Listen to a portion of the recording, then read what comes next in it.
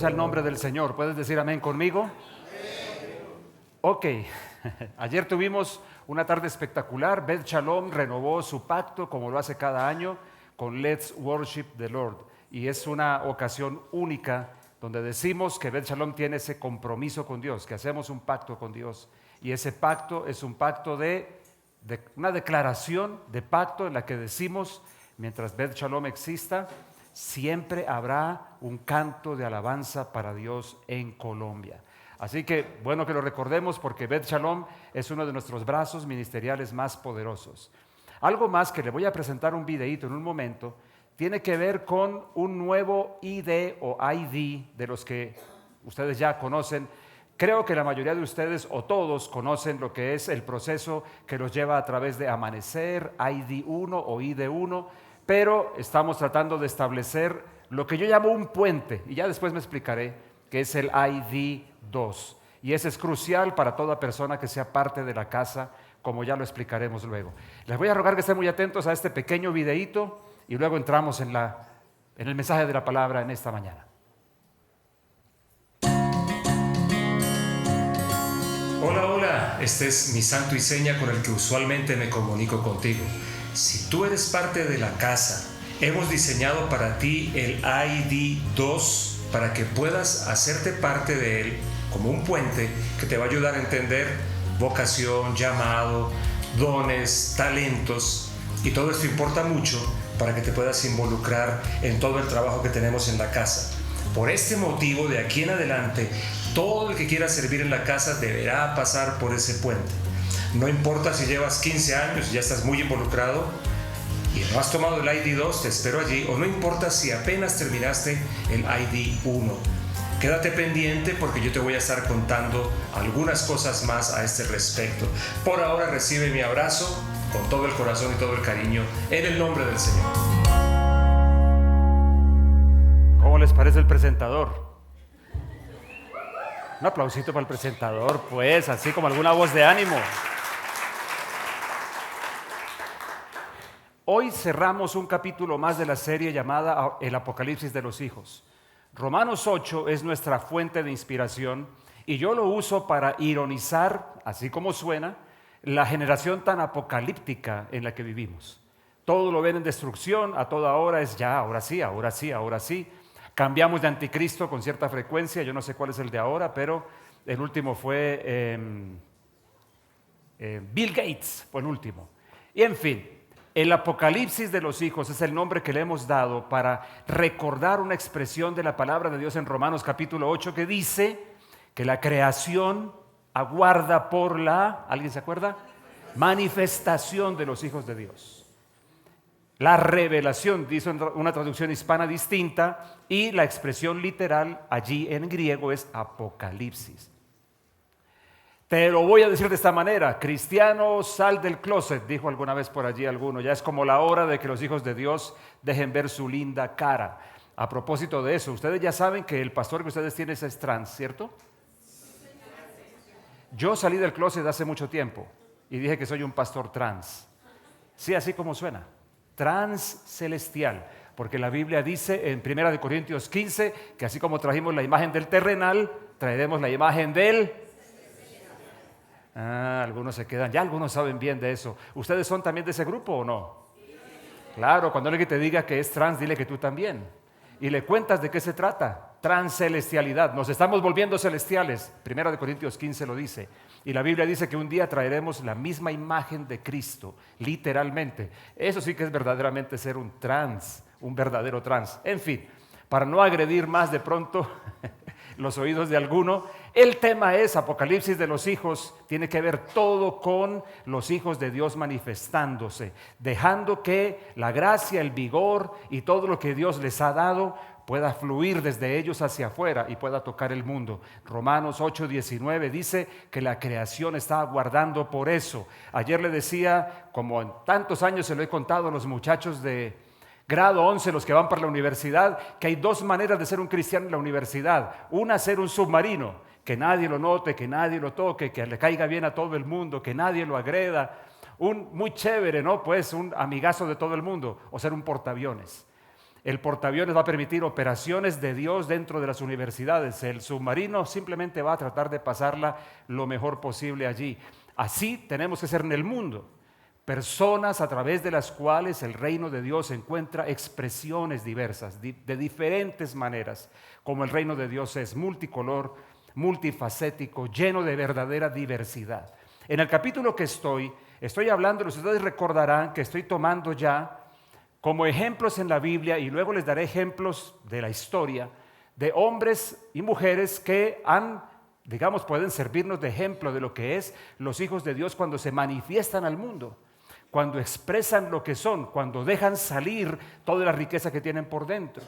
Ayer estuve muy conmovido en el Let's Worship the Lord, porque hubo un tema que mantuvieron como transversal durante toda la presentación y tenía que ver con honrar la memoria de misioneros y de personas que entregaron sus vidas en diferentes lugares. Mi esposa me decía ayer, qué curioso que tantos de ellos mueren porque finalmente los exterminan, los matan. ¿No será, me decía ella, que de pronto alguno se movió sin que fuera el camino de Dios? Y evidentemente a veces podría aparecer esa pregunta. Pero la verdad es esta: el Señor Jesús dijo, si a mí me aborrecieron, a ustedes también. Y en realidad muchas veces esas experiencias de martirio que muchos vivieron, más bien son la comprobación de que esas personas son verdaderos mensajeros de Dios. Ahora, no tenemos vocación de mártir, no di conmigo, yo no tengo vocación de mártir. A ver, levanta el dedito. ¿Alguno tiene aquí vocación de mártir? Para que venga aquí y le hacemos liberación. No, porque Dios no nos ha llamado a despreciar la vida en el sentido de querer que nos maten, pero sí en el sentido de entregarla para que pueda servir para la causa del Evangelio en sus diferentes expresiones. Entonces estamos hablando acerca de David ahora, y la semana pasada no tuve un chance de presentarles bien algunas cosas con las que me meto en lo final de hoy y voy a apretar lo más que pueda todo. Yo les dije esto y quiero arrancar de allí. Hoy asistimos, les decía ese día, a un mundo altamente espiritual con unos creyentes altamente cándidos e incautos. Tenemos ese contraste. Un mundo altamente espiritual y creyentes muy cándidos o muy carentes de compromiso. Entonces, les decía, por ejemplo, esto. David entendió, una de las cosas críticas con David es que en cada caso, les hablé ya de Noé, les hablé de Abraham y ahora con David, en cada caso ellos afrontan situaciones de crisis. Ninguno apareció en el mejor de los momentos. Ninguno apareció allí porque todo estaba espectacular, porque estaban viviendo tiempos de avivamiento. Aparecieron en momentos muy difíciles, y David también, con el grandulón Goliat. Y no era solo por lo grande, por lo grandote y por lo fuerte, sino porque de alguna manera en la Biblia la expresión gigantes no solo se refiere, muchísimas veces de hecho no se refiere a su tamaño, sino su influencia y el empoderamiento demoníaco que está sobre ellos. Y por eso hablamos un poquito de los Nefilim la semana pasada. Si te interesa el tema, ojalá te interese, coge toda la serie que está en nuestro canal de YouTube, el Apocalipsis de los hijos. Pero tengo unas frases, en la aplicación, mi hijo siempre me corrige. En la aplicación, ¿cuántos tienen la aplicación ya? Los que no, bájenla por favor, ténganla porque allí llega un montón de información. Entonces, yo tenía unas preguntas para nosotros mismos, que son como para los cristianos de hoy. Estas son, y con el apoyo de la pantalla te las voy a hacer recordar. ¿Estás consciente de que muchas prácticas culturales hoy son paganismo puro? ¿Estás consciente de eso? ¿O eres de los que está defendiendo mucho de la práctica cultural en el nombre de las tradiciones de los ancestros? En el mes que estuvimos ahora en Brasil, sentíamos un ambiente un poquito más oscuro de lo normal, porque Brasil es un país muy espiritual, de mucha carga espiritual. Y es normal que sintamos actividad demoníaca también, pero esta vez fue mayor. Y entonces nos contaban, quizás es la explicación, que el mes pasado estaban haciendo una celebración nacional de una de las entidades en todo el tema de candomblé o de todas las versiones de macumba, y son varios niveles.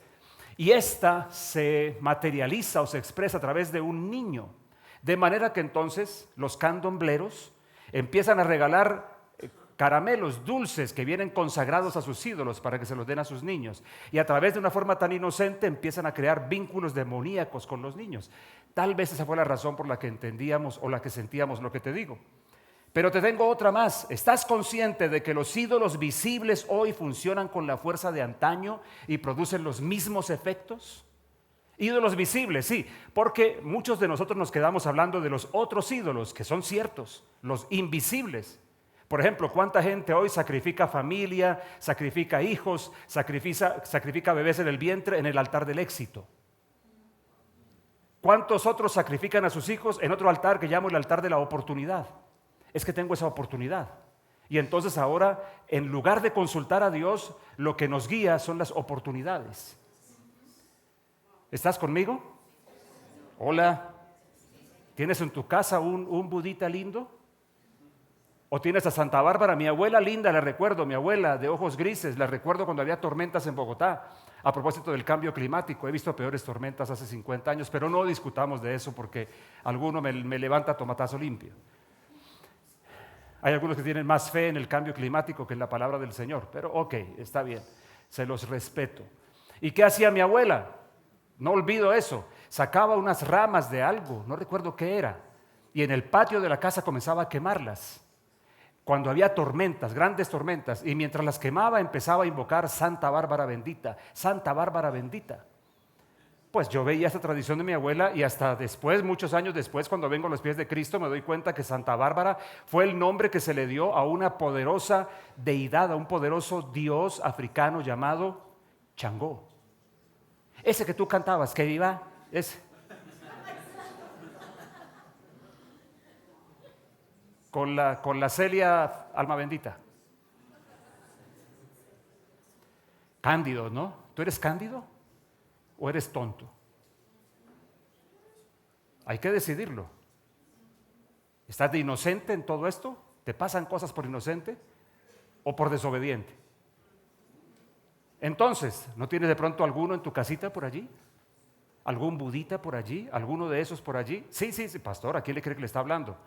Sé a quién le hablo. Y también a ti, ¿no? En una de esas, a alguien le puede servir lo que digo. ¿Estás consciente? Te tengo otra. A ver quién califica aquí. ¿Estás consciente de que prácticas como yoga, mindfulness, meditación, etcétera, hunden sus raíces en el hinduismo, el budismo y otros cultos paganos? ¿Estás consciente de eso? No, el yoga simplemente es estiramiento. ¿Estás seguro? ¿Sabes que el yoga tiene sus raíces en el hinduismo? Y los mismos hinduistas lo dicen claramente, que no entienden por qué los que practican yoga no se dan cuenta que detrás de todo eso están las raíces del hinduismo.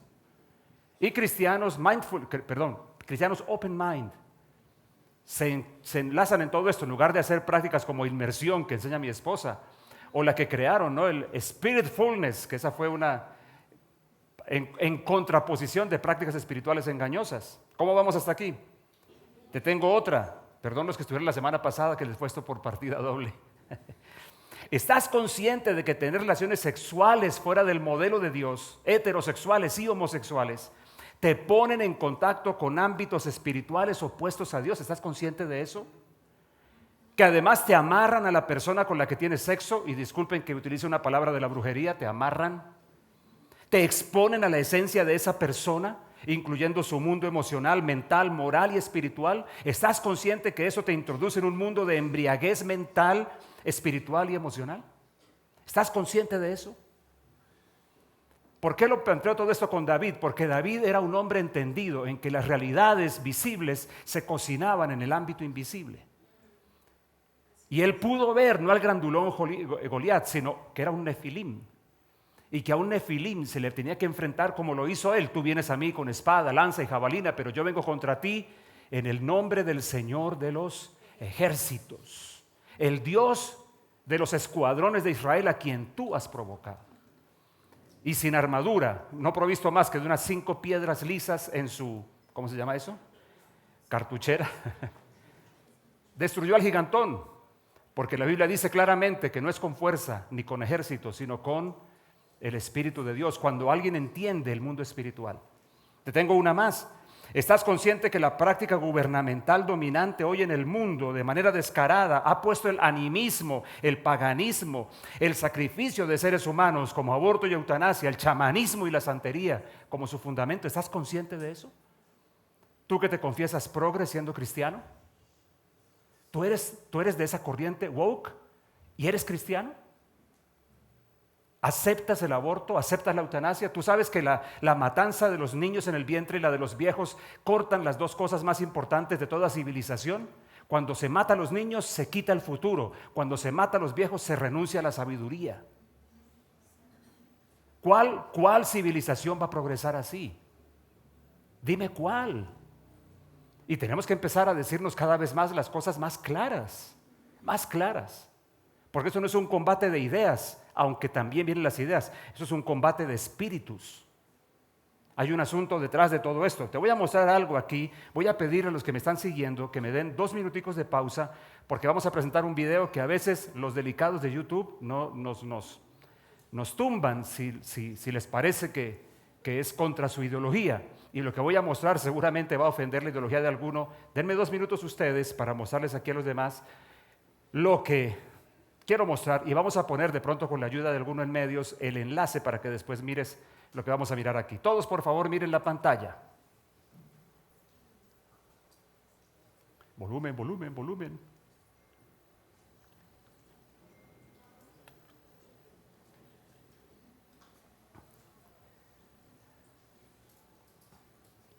Un instante, por favor.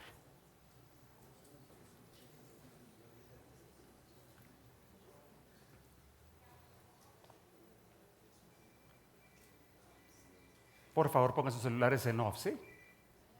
Por favor. ¿Estamos bien, muchachos, o no podemos mandar el video?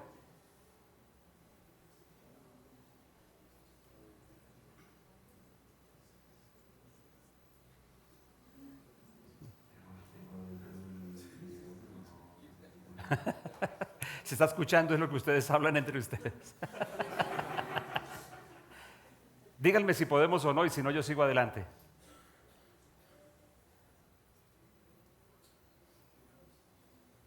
Es que me dijeron que esperáramos.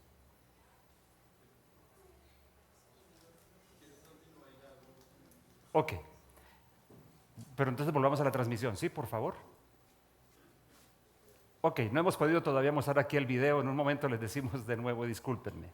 ¿Estás consciente, una más, que hay muchas ideologías hoy en todos los ámbitos que obedecen a una cosmovisión pagana? Es decir, una que se opone a Dios, aún en cosas muy simples. ¿Tú sabías, por ejemplo, que discutir el rol del Estado en cualquier nación es un asunto en el cual tiene que ver la cosmovisión bíblica o la opuesta? ¿Sabías que en cosas como esas, por ejemplo? ¿Sabías que en cosas como ser emprendedor, que tú quieres ser emprendedor, eso se roza con cosmovisión bíblica y así muchas cosas más? Ok. Ustedes me dicen, en todo caso, si podemos mostrar el video en algún momento, que igual va a quedar bien, va a salir bien en algún momento. Entonces, en los minutos que me quedan, quiero tomar lo mismo que he hecho con Noé y lo que hice con Abraham. ¿Qué vieron? ¿Qué vio David? ¿Qué creó? ¿Qué se olvidó lo que puse? Construyó. ¿Qué vio? ¿Qué construyó? ¿Y qué provocó? Bien rapidito te lo voy a decir. ¿Qué fue lo que David vio? Hay una cosa que fue revolucionaria. Escúchame esto, por favor, que yo creo que puede ser revolucionario para muchos todavía. David vio a un Dios rey. Y eso, con todo y lo simple que parezca, primero para nosotros el tema de monarquías es un tema muy lejano. Muy lejano. Me refiero a nuestra cultura, a nuestro entendimiento. Yo hasta no hace mucho vine a darme cuenta claramente que España es un reino. Así como el United Kingdom es el Reino Unido, España también. España no es una república, el reino de España. Pero lo digo porque nosotros al tema de reino y reyes somos muy ajenos. Salvo de pronto en aquello de cuando se casó Lady Di y cosas así, de resto como que no tenemos mucho más.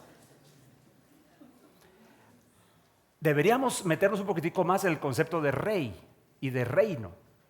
Porque obviamente nosotros hoy tenemos una idea completamente diferente, completamente política, no, es la democracia, es el pueblo, la soberanía del pueblo, y está bien, no lo estoy negando, solamente estoy diciendo algunos conceptos del reino son interesantes. Ahora imagínate tú que David habla de un Dios que es rey, un Dios que es rey, cuando de pronto lo que primaba durante algún tiempo, yo no lo puedo decir tanto desde la época de David, pero muy probablemente también, y luego con los griegos y los romanos, eran dioses semihumanos, ¿no? con los vicios humanos, con las incapacidades humanas, combinado todo ese asunto. Pero David tiene una cosa que lo hace muy peculiar. Él ve a un Dios que también es rey. Y entonces aparece un riesgo, porque nosotros en la cabeza lo que tenemos es que un rey por definición es un déspota. Un rey por definición es una persona malvada. ¿Cómo puede ser Dios un rey? Dios tiene que ser demócrata, debe ser del pueblo. Dios debe ser, no sé, obrero, una cosa así. Por eso Jesús fue guerrillero, dicen algunos, ¿no? O sea, es la idea de que Dios tiene que ser como de una base social distinta, porque no comprendemos el tema de reino, y menos en la perspectiva de David, porque la perspectiva de David es que el rey, que ese Dios rey, era un rey bueno. Un rey bueno en todo el sentido de la palabra. Déjame decirte que una de las cosas que pasó desde la traición de Adán y Eva con los seres humanos es una velada acusación que navega siempre en el corazón de todo ser humano de que Dios no es bueno y de que Dios es egoísta y de que Dios solamente quiere lo suyo. No podemos olvidar que la argumentación demoníaca comienza con, así que Dios les ha dicho que no coman de todo árbol del huerto. Todo lo opuesto que Dios había dicho, a lo que Dios había dicho. Dios había dicho, de todo árbol del huerto, coman. Era exactamente lo opuesto. Salvo de uno, hubo uno solo que Dios dijo no. Y se lo dijo porque tenía un efecto malvado, tenía un efecto maligno en la vida de las personas, ni siquiera en Dios. No le hacía daño a Dios, sino le haría daño a la creación misma. No coman de ese árbol. ¿Cuál árbol? El árbol del conocimiento de lo bueno y de lo malo, porque ese árbol va a producir un daño en ustedes. Pero lo demás, Dios dijo, coman de lo que quieran. El rey bueno, un Dios bueno. Hay una acusación siempre, inclusive nosotros mismos, los hijos de Dios, cuando atravesamos por un momento malo, ¿qué es lo que rápidamente atraviesa? Pero ¿por qué me pasa esto a mí? ¿Y yo qué he hecho? Si voy a la iglesia, si diezmo de vez en cuando, si me aguanto al pastor los domingos, ¿yo qué he hecho? ¿Yo por qué merezco esto? Y tenemos entonces un enredo en la cabeza increíble, cosas que tienen discusiones que son correctas y que tienen también respuestas, pero lo que quiero decir es que siempre se hace presente la acusación de un Dios malo, de un Dios egoísta, un Dios que no puede ser bueno. Porque Dios es el responsable, ahí sí aparece Dios, responsable de lo malo, nunca se hace responsable, nunca lo hacemos responsable de las cosas buenas. David entonces combinó esto, David entendió, un momento, Dios es rey. Pero Dios es un rey bueno. Y entonces él llega también a otra conclusión. David vio que un día todas las naciones adorarían a Dios. Miren este texto de la Biblia que les quiero presentar. Salmos 22, versículo 27 y 28 dice, se acordarán del Señor y se volverán a Él todos los confines de la tierra. Estamos hablando de un judío que no entendía eso, que no podía comprender cómo es que un Dios para las naciones, y aquí dice él, de todos los confines, ante él se postrarán todas las familias de las naciones. Abraza el concepto abrahámico, ¿no? Que las naciones se construyen a partir de familias. ¿Te acuerdas de lo que hablamos la otra vez? Pero miren la frase final, allí está, versículo 28, porque del Señor es ¿qué cosa? El reino. Él ¿qué cosa es? ¿Qué cosa hace? Gobierna sobre las naciones. Dios reclama ese derecho legítimo, pero no el derecho de un personaje egoísta como los dioses de la mitología griega o de la mitología romana. Debemos nosotros revisarnos porque puede que haya en nosotros secretamente, y a veces eso nos complica nuestra vida de fe, una manera de entender que Dios no es bueno y que Dios sí es egoísta y que Dios procura nuestro mal. A mí me preocupa a veces cuando decimos contando historias y cuando estamos contando una historia buena o con buen desenlace, hay una frase que muchos le acuñan al lado: Dios fue muy bueno y me salió el negocio. Dios fue muy bueno y ahora tengo esposa, como Fernando Mañana. Dios fue muy bueno y tal cosa pasó. Y entonces la pregunta que surge es: ¿y si no tuvieras la casa, Dios seguiría siendo bueno? ¿Y si no tuvieras mañana el matrimonio, Dios seguiría siendo bueno? ¿Y si de pronto estuviéramos pasando por alguna dificultad, Dios dejó de ser bueno? ¿Me está siguiendo?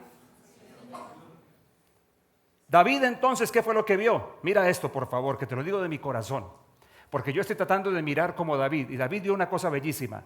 David vio entonces al Dios Rey juntando a las naciones en torno a su bondad, introduciéndoles en el río de su presencia y gobernando sobre ellos para darles libertad. Eso fue lo que David vio. ¿Me está siguiendo? Por aquí lo puse, ¿no? un Dios rey que junta. ¿Cuál fue la descripción que hizo Jesús cuando lloró sobre Jerusalén? Tú lo recordarás. Jerusalén, Jerusalén, matas a los profetas. ¿Estás conmigo? ¿Está muy aburrido lo que te estoy diciendo? ¿Tiene algún sentido? Espero que sí. Hablo a tu espíritu, ¿no? Porque a veces el resto está un poquito... ¿Y qué era lo que estaba diciendo antes? Priscil sí me está poniendo cuidado. Jerusalén, Jerusalén, matas a los profetas, apedreas a los que yo te envío. Increíble, ¿no? ¿Estamos listos con el video? ¿Cuántas veces, qué quise hacer, dice el Señor? Juntarte. ¿Cómo? Hay una comparación preciosa que él hace. Juntarte, para que todo el mundo tenga claro cómo. Como la gallina junta a sus polluelos. Pero tú no quisiste. Por tanto, tu casa queda desierta, porque no conociste el día de tu visitación. ¿Qué palabras? Tenemos el video. Un momentico para la transmisión. Por favor, no te me vayas. Y toca decir, no se vaya, ya regresamos 2 minuticos, porque no podemos poner esto aquí. Vamos pues, ahora sí, espero que con el video. No hay mucho que añadirle. Solamente sigan la ideología de ese gobierno, porque las ideas no son huérfanas. ¿Te acuerdas de esa frase que te he dicho siempre? Babel y Babilonia, bienvenidos ya, creo que ya están con nosotros de nuevo. Babel, vamos a ponerles el enlace para que ustedes lo miren luego por su propia cuenta. Babel y Babilonia ilustran estas dos cosas, que todo comienza en el ámbito espiritual, pero Babel siempre generará una ciudad, y esa ciudad son unas estructuras a partir de unas ideas y unos conceptos, una forma como se explica la realidad. Sigan muy de cerca este gobierno y se van a dar cuenta de toda la huella de cosas como estas. Gobiernos animistas, gobiernos llenos de chamanismo, donde alguien hubiera aparecido, siquiera insinuado la posibilidad de orar al Dios del cielo, te aseguro que había sido un escándalo allí, eso creo que tú lo sabes. David vio esto. ¿Qué construyó David? Vamos rápido porque el tiempo es muy cortico. ¿Qué construyó entonces David? Bueno, la gente entendida, una cosa que te quiero decir para mirar lo que David hizo, la gente entendida en lo que es el reino de Dios siempre verá un buen futuro. Aquí te quiero hablar muy directo, para esa gente apocaliptizada. La gente entendida siempre en el reino de Dios siempre verá un buen futuro, porque entiende que en la historia, que hay una propuesta de Dios en la historia y que la historia no podrá parar hasta que esa propuesta llegue a su plenitud. ¿Cuál es la propuesta? Una expresión del reino de Dios aquí en la tierra hasta el momento que llegue a su expresión completa cuando Cristo vuelva. Eso es lo que gobernará nuestro futuro. Puede que haya presidentes endiablados como algunos. Y Dios sigue en el trono. Dios sigue en el trono. Salmo 2. Dios se va a burlar de ellos. No se preocupen. Asaf lo entendió en el Salmo 73, lo dice. Yo tuve envidia de los malos porque vi que les va bien. ¿No es cierto que eso nos pasa? Pero ¿qué dijo después? Hasta que entrando en el santuario de Dios comprendí el fin de ellos. Están en resbaladeros. Como te lo dije, o yo no sé dónde lo dije últimamente, pero te lo voy a decir otra vez en todo caso. No mires dónde están, mira hacia dónde se dirigen. Y tengamos presente para nosotros, no tanto el punto donde estamos, sino hacia dónde estamos yendo. Hacia dónde estamos yendo. La gente entendida en lo que el reino de Dios es, siempre va a haber un buen futuro. Es gente llena de esperanza. Lo he dicho 100 veces y no logro todavía expresarlo bien. Digamos, la propuesta demoníaca y de maldad siempre será caos, siempre será dividir, siempre será desesperanzar, siempre será crear angustia, porque todo eso es buen ambiente para los discursos apocalípticos. La propuesta, al contrario, no la propuesta, sino la manera como tú distinguirás lo que es de Dios de lo que no, es que la idea de Dios siempre provocará esperanza, siempre traerá aliento, como dice Jeremías 29. Yo sé los planes que tengo para ti. Dios tiene planes, el infierno solo tiene caos. Dios tiene planes. Sé los planes que tengo para ti. Planes de bien y no de mal, para darte, dice una traducción hispana que me gusta mucho, darte un futuro lleno de esperanza. Entonces, lo primero que quiero destacar que David hizo fue conquistar a Jebús. Él comenzó así a construir un sueño. Jebús era el lugar donde estaba lo que actualmente es Jerusalén, o por lo menos una parte de Jerusalén. Y él lo hace porque había una cosa que empezaba a dominar, lo que él empieza a dejar ver. Él así mostró su propuesta de edificar una nación como un reino, pero en torno al Rey del cielo, donde no fueran los reyes humanos los que definieran todo, sino el Rey del cielo. Mira esto, yo quiero que tú veas en 2 de Samuel capítulo 5 una cosa muy interesante, que dice al respecto. Creo que vamos más adelante, muchachos, conmigo. Estamos en el numeral 2.2.2, por si acaso. Bueno, ok, yo les leo el versículo.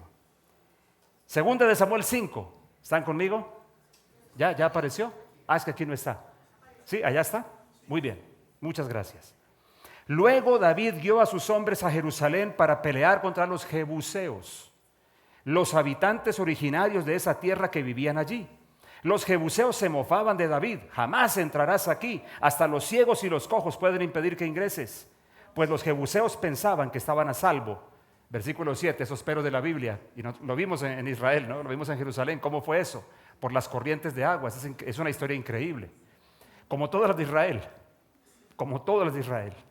Pero David tomó la fortaleza de Sión, la que ahora se llama Ciudad de David. O sea, contra todo pronóstico, él conquistó a Jebús. ¿Y en qué se convierte Jebús? En la ciudad de David.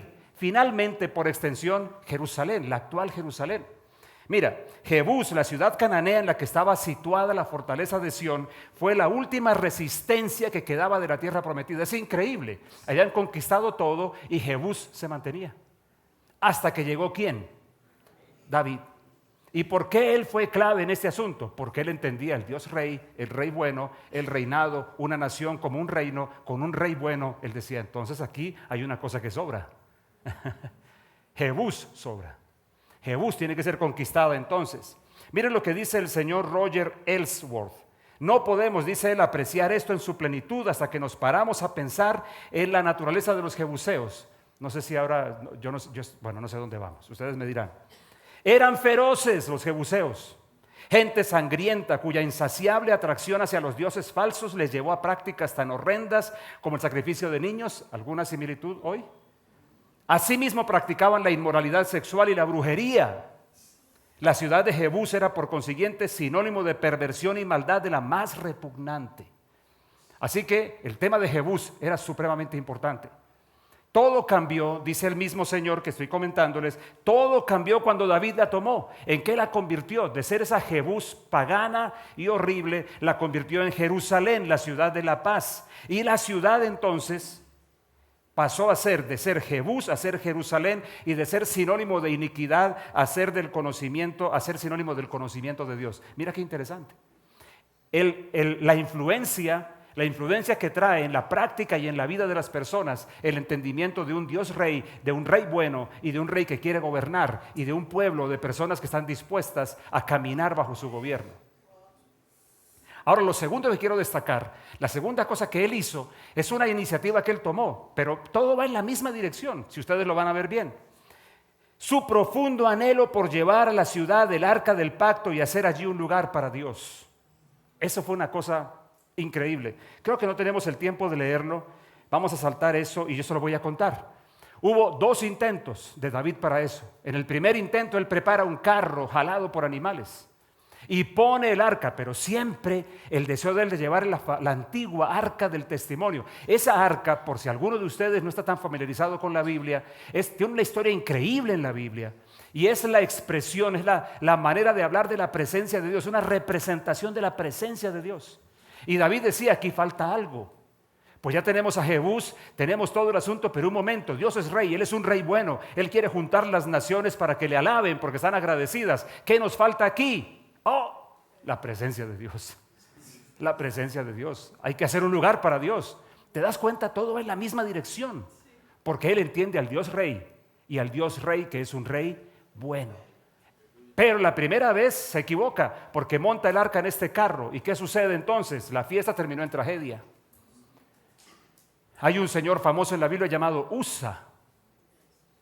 Y dice la Biblia que en el carro iba el arca todo bien y fiesta y todo listo, cuando tropieza el carro y el arca se va a caer y Usa sostiene el arca y dice que Dios se enfureció y allí mismo murió, y entonces David quedó enojado también. Pero si tengo una buena idea, ¿por qué no me la respaldas? Porque no basta que sea buena idea para que Dios la respalde. Entonces hace un segundo intento. ¿Estás conmigo? ¿Cuál fue el segundo intento? De llevar el arca a la ciudad. El sueño de David seguía palpitando. Eso lo ves tú en Primera de Crónicas 15, todo esto que te estoy diciendo.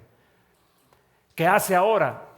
Un momento. Es que Dios nunca dijo que el arca debía llevarse de esa manera. Es que Dios dijo, escúchame bien esto que es súper importante. Dios dijo que eran los levitas que debían llevarla. ¿Por qué razón? Porque la presencia de Dios no se pone encima de cosas, ni de sistemas, ni de organizaciones, ni de estructuras. Dios quiere hacer que su presencia descanse sobre gente, sobre personas. Son las personas las que llevan la presencia de Dios. ¿Me estás siguiendo? Escúchame esto. Con el consiguiente peso que el arca hacía sobre los hombros de esos 4 tipos. Para poder decirte que Dios quiere hacer que su presencia tenga una huella sobre los que quieren llevarla. Quiero la presencia de Dios, amo la presencia de Dios, bien, pero te va a hacer marca, te va a hacer huella, te va a hacer peso sobre tu hombro. Y David lo comprendió, y la segunda vez entonces ahora sí lo hacen correctamente, y allí se arma una fiesta increíble, y lo logró David. Llevó por fin el arca, símbolo de la presencia de Dios, a Jerusalén. El plan seguía: un Dios rey, un rey bueno, una nación que podía congregarse en torno a ese buen rey para poder recibir sus beneficios, ser agradecido, estar feliz, adorar a Dios y entonces experimentar su bondad. Esa era la visión, esa es la visión correcta de lo que el reino de Dios es, y David quería establecerlo. David quería ponerlo en acción, digamos. Y hay una cosa interesante que él hace. Dice que David ese día no se vistió como rey, sino se vistió con ropas de sacerdote. Y eso podía ser tomado como un gran abuso. Dios pudo haberle dicho: no, David, te voy a arrasar, tú no eres un sacerdote. Pero es que en ese momento, con todo lo que está pasando, David se iba volviendo cada vez más una figura profética.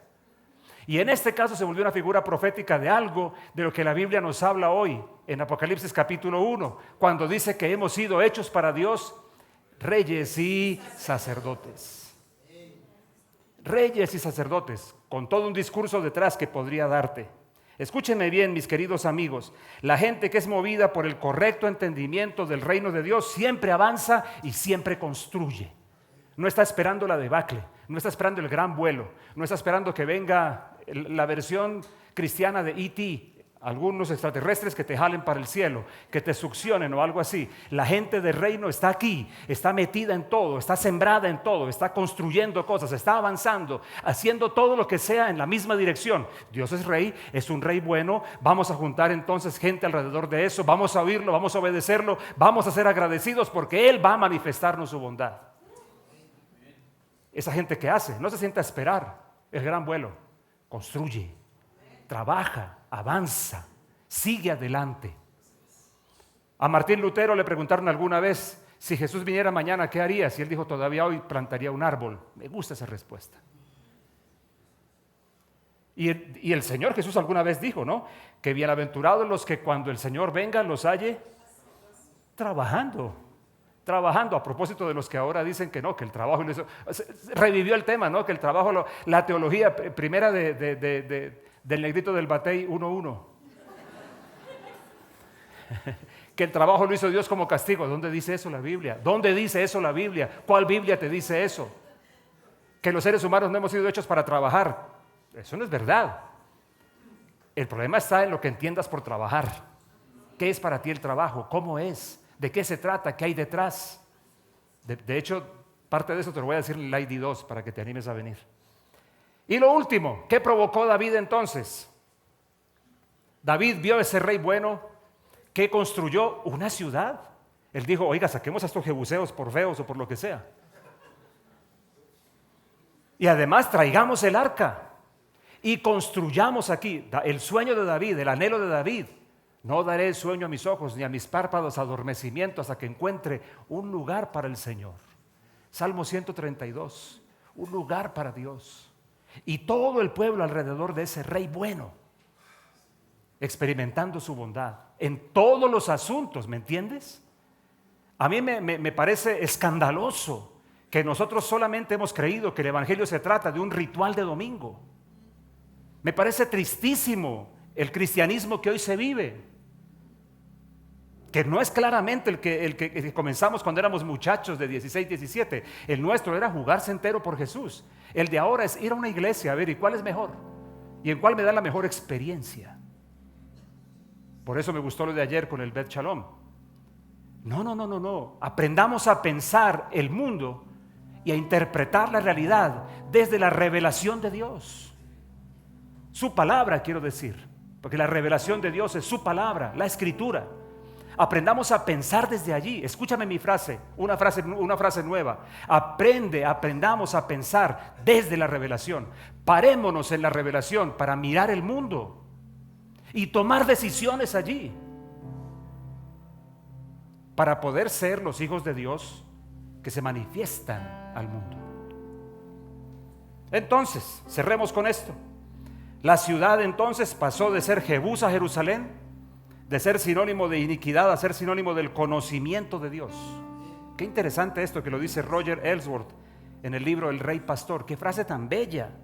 Además, él añade lo siguiente. Dice que la siguiente cosa que sabemos respecto a la conquista de David es que produjo una profunda transformación y gran gloria, porque David era entendido en el tema del reino de Dios. Y entonces aparece aquí una cosa muy interesante. David introdujo el entendimiento de un rey, de un reino que tenía todo que ver con la cotidianidad de los pueblos, de su pueblo, en su experiencia diaria, con cocer el pan, con hacer la harina, con preparar las cosas normales, con todo, absolutamente todo, en la presencia de Dios. Una verdad que rescatan los reformadores del siglo XVI. Coram Deo. Todo lo que hacemos, lo hacemos para Dios, lo hacemos delante de Dios, lo hacemos a la manera de Dios. Por eso los cristianos que salieron huyendo de Francia entraron a la indeseable Suiza, que era un gran potrero, y miren lo que construyeron. Un país famoso por lácteos, una estructura de gobierno que le envidian muchos. Los relojes suizos salieron de los convertidos a Cristo allí. ¿Por qué sale de ellos eso? Por su convicción del mundo, por su entendimiento del mundo. Un reloj que sea preciso. Si hay algún lugar donde tú le das un valor a un minuto, es en Suiza. Yo recuerdo que un día llegué a una estación de bus 1 minuto antes de que pasara. Nunca había sido tan consciente, bueno, exceptuando cuando juega Colombia, de lo largo que es 1 minuto. En serio, es larguísimo. Llegué 1 minuto antes y ¿dónde estará el metro que me va a llevar? Llegó la hora y ¡pim! Ahí estaba. ¿De dónde le sale eso? ¿De dónde viene eso? Es cultura ahora. Es cultura hoy. No era cultura en ese tiempo. Se convirtió en cultura por causa de gente de Dios. En realidad lo que David incorporó es un concepto que te voy a dejar en tu cabeza: la ciudad de Dios. Ese es como el gran concepto que aparece inclusive en Apocalipsis. Miren cómo Dios honra toda la revelación que tuvo David. La ciudad de Dios, eso fue lo que él quiso. La ciudad del gran rey, la ciudad de Dios. Hagamos una ciudad así, una ciudad que sea espejo del cielo en la tierra. Y yo te digo estas cositas para cerrar. Cuando digo la ciudad de Dios, ¿sabes a qué me refiero? Esas son palabras personales. La expresión sumada de un cierto carácter, unos modelos y unas acciones que expresan en la tierra de manera concreta lo que es el reino de Dios. ¿Me escuchaste? La ciudad de Dios es la expresión sumada de un cierto carácter, unos modelos y unas acciones. Y además, la ciudad de Dios nos habla de la expresión tangible, práctica, concreta del reino de Dios en la tierra. Miren lo que dice Apocalipsis 21. Ya están conmigo, ya estamos con la pantalla. ¿Qué fue lo que vio Juan? Que descendía del cielo. ¿Tú has notado eso? La ciudad santa, una nueva Jerusalén, dispuesta, curioso, ¿no? Una ciudad vestida como novia, no sé. Alguien que, Javo, anímate a dibujarlo. Una ciudad que lucía como una novia, ataviada para su esposo. Y oí una gran voz procedente del trono que decía: he aquí el tabernáculo, la morada, la habitación de Dios con los hombres. Lo que Dios siempre ha querido. y morará con ellos, y ellos serán pueblos suyos, y Dios mismo estará con ellos. ¿Sabes qué dice Pablo en Romanos? El reino de Dios, la ciudad de Dios, habla de soluciones, habla de respuestas de Dios, habla de Dios involucrado en el día a día de las personas. Romanos dijo esto, y en Romanos 14 dijo Pablo lo siguiente: porque el reino de Dios no consiste en comida ni bebida. Yo sé que se acordarán del saludo de esta mañana. Allá había una disputa entre Andrés David y Lady. Bueno, no es comida ni bebida, dice, sino justicia, paz y gozo en el Espíritu Santo. Porque el que en esto sirve al Mesías es aceptable a Dios y aprobado por los hombres. Y luego Apocalipsis vuelve a decirnos, el 21, y enjugará toda lágrima de sus ojos. Y ya no existirá la muerte, ni habrá ya llanto, ni clamor, ni dolor. El propósito de la ciudad de Dios, del gobierno de Dios, del reino de Dios entre la gente, las primeras cosas pasaron. Y el que está sentado en el trono dijo: he aquí, hago nuevas todas las cosas. Y dijo: escribe, estas palabras son fieles y verdaderas. Una frase final que te voy a poner aquí para que la leas conmigo, por favor. Toda acción o iniciativa que se mueva en dirección de la justicia, de lo que traiga paz, de lo que genera alegría, de lo que alivie los efectos de la muerte grande, de lo que consuele, de lo que escuche el clamor del necesitado, de lo que alivie el dolor, todo eso implica en realidad una acción o iniciativa del reino de Dios. Mi conclusión de este nuevo capítulo: la próxima vez que hablemos del Apocalipsis de los hijos, seguiré hablando de gente, pero ya no de la Biblia. Te voy a hablar de gente de la historia nuestra más reciente. ¿Qué hicieron? ¿Qué pasó con ellos? ¿Qué vieron?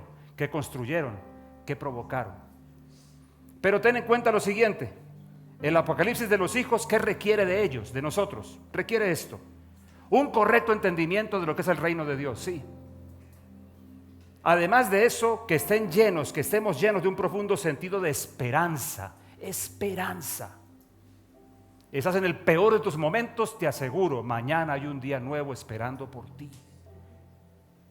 Y desecha de manera radical la idea de morir. Morir nunca resuelve nada. Y habrá un día en el cual cerraremos nuestros ojos, pero de la mano de Jesús, para que se cumpla lo dicho: estimada es a los ojos del Señor la muerte de sus santos. Y una cosa más que necesitamos los hijos de Dios para poder salir del closet, disculpen la expresión, que abran caminos, que construyan futuro, porque tenemos futuro. No importa cuántos más endiablados se levanten por ahí, no importa cuántos más gobiernos hagan lo que hizo la presidenta de México, no importa. Dios no ha dejado de ser Dios, Dios no está derrocado, Dios sigue en el trono, y aquí estamos nosotros. De esta manera entonces los hijos de Dios van a traer mucha gloria, como dice Romanos 8. Noé, los tres que te he hablado, ¿no? Noé, ¿qué fue? ¿Cómo lo llamé? Por ahí apareció. Sí, el conector de dos eras. Increíble, increíble. ¿Cómo puede una persona ser volverse una bisagra, por decirlo de alguna forma? Luego te hablé de Abraham, el padre de las naciones, el padre de las familias.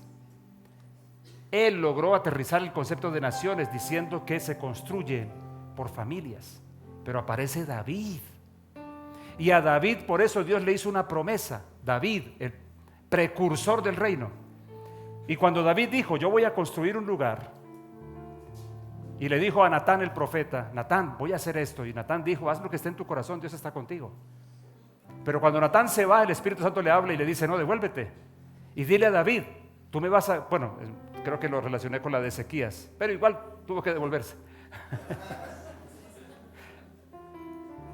David, esto es bellísimo. David, ¿tú dices que tú me vas a hacer una casa? ¿Tú realmente crees que yo voy a vivir en lugares hechos de manos, de hombres, cuando ni siquiera la eternidad y el universo me pueden contener? Pero no se lo está reprochando, se le está diciendo, está a punto de decir una cosa muy importante. Más bien, David, por eso, por ese corazón tuyo, yo te voy a hacer una casa a ti. y de tu casa se levantará uno. Miren qué interesante. Dios no le promete ni dinero ni cosas así, sino Dios le hace una promesa a él peculiar. De tu descendencia se levantará uno que se sentará ¿en dónde? En el trono, porque Dios es rey. En el trono para siempre. Este es precursor del reino. De la genealogía de este caballero nació el Señor Jesucristo, el Rey de las naciones, al que muchos gobernantes hoy, como Trudeau, como Biden, como Sheinbaum, como Petro y como muchos más, Macron, están retando. Pastor, no lo están diciendo así, son gente, sí lo están haciendo. Están retando y Dios está a punto de responderles. Como dice el Salmo 2, el Señor se va a burlar de ellos. Amados, seamos como David. Entendamos los nefilim que hay detrás de las cosas y procuremos un reino como David lo procuró. Me refiero a hacer que el reino de Dios se manifieste en medio de nosotros. Vamos a estar de pie, por favor. Les agradezco su paciencia enorme porque hoy nos alargamos mucho más. Ustedes también en su casa, gracias por esto.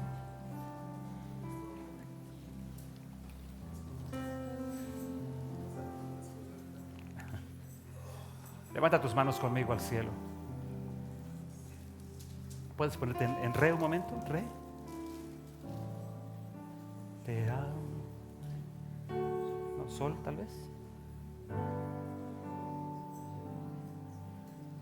Te amo, Rey. Vamos, levanta tus manos. Y levanto mi voz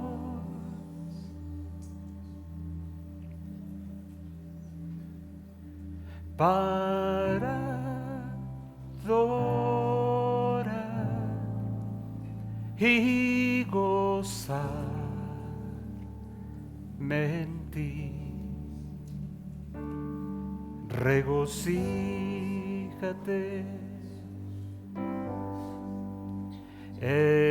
escucha mi voz, que sea un dulce sonar para ti.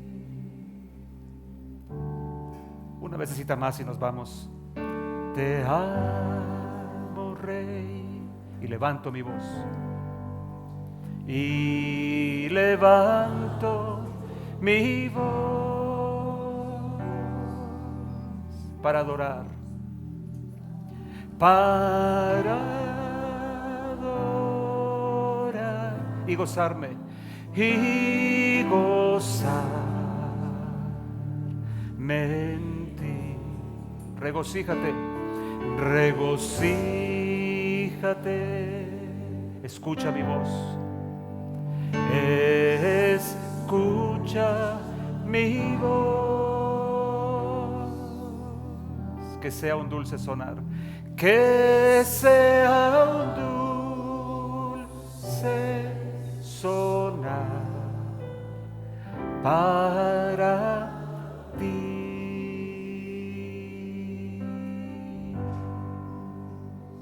Señor, aquí hay un pueblo que te reconoce como Rey, el Rey bueno, el Rey de toda la tierra. Un día estaremos todos juntos en Jerusalén adorándote.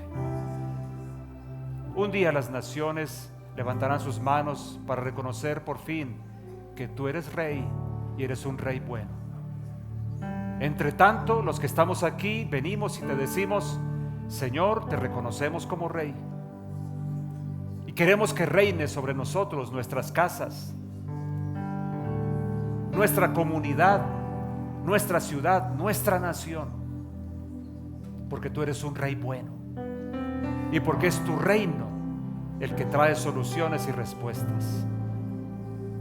Aquí estamos, Señor, con las manos levantadas para decirte: somos tuyos, tu reino es bienvenido, venga tu reino, que sea hecha tu voluntad, como es en el cielo, como es en el cielo, como es en el cielo, así también en la tierra.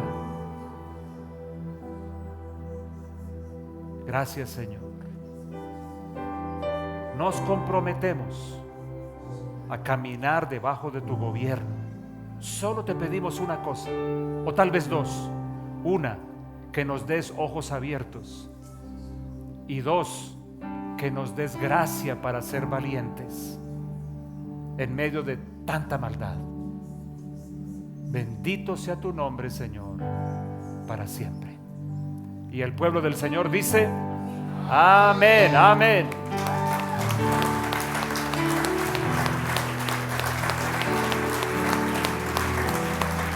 Gracias, Señor. Levanta tus manos a los cielos para despedirnos, tú allá en tu casa. El Señor te bendiga y te guarde. El Señor te mire a la cara y te dé. El Señor te renueve su misericordia y ponga sobre ti su perfecta paz. Te bendigo en el nombre de Jesucristo. Amén, amén. Las letras de tu nombre